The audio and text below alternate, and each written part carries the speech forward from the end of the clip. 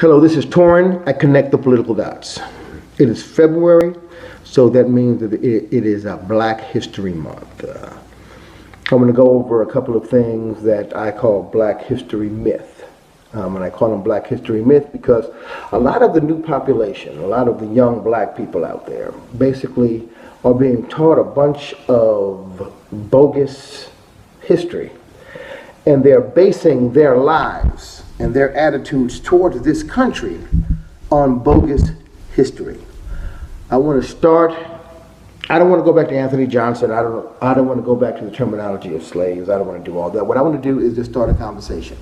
And I'm going to start this off with the 3/5 clause. Okay? 3/5.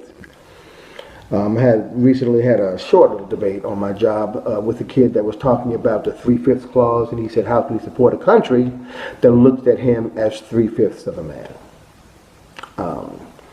Couldn't really get into a debate at that time, but if I had, I'd have said something similar to this. But first, let me go ahead and read you the actual text of the 3/5 clause.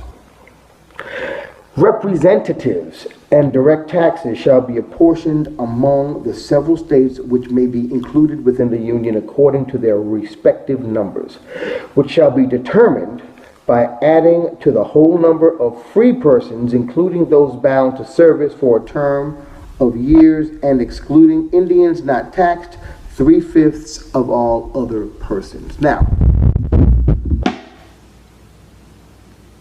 the words black are never used.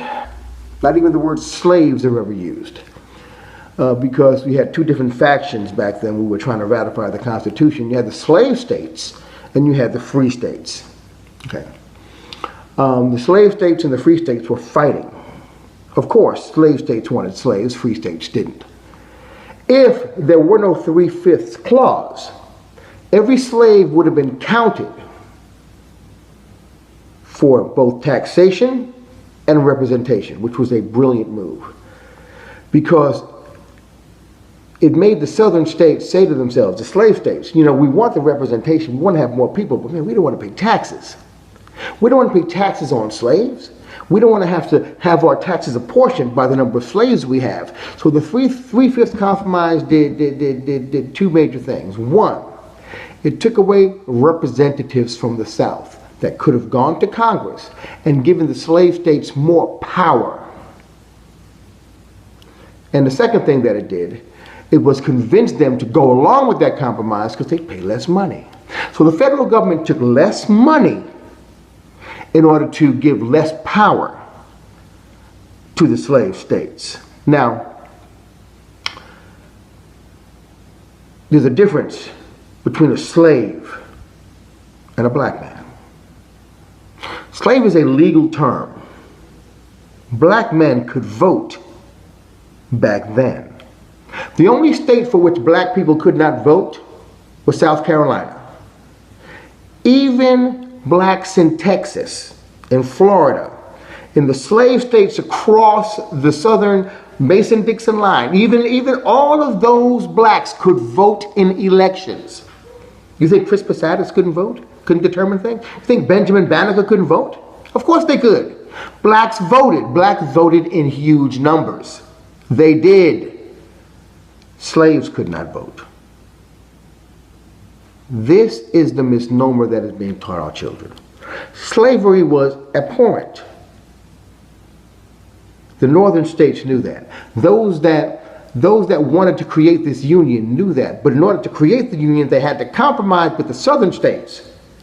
But compromise with them that gave them, not the southern states, but the northern states, the free states, more power over them than they had.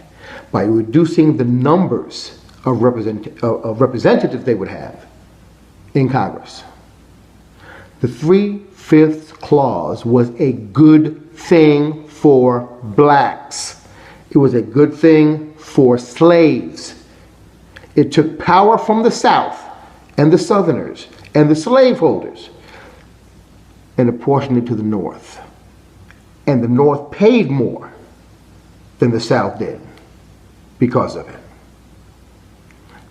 Black history needs to be taught correctly. I'm going to do another one of these. It's going to be on the very first Civil Rights Act. which did not take place in the 1900s at all.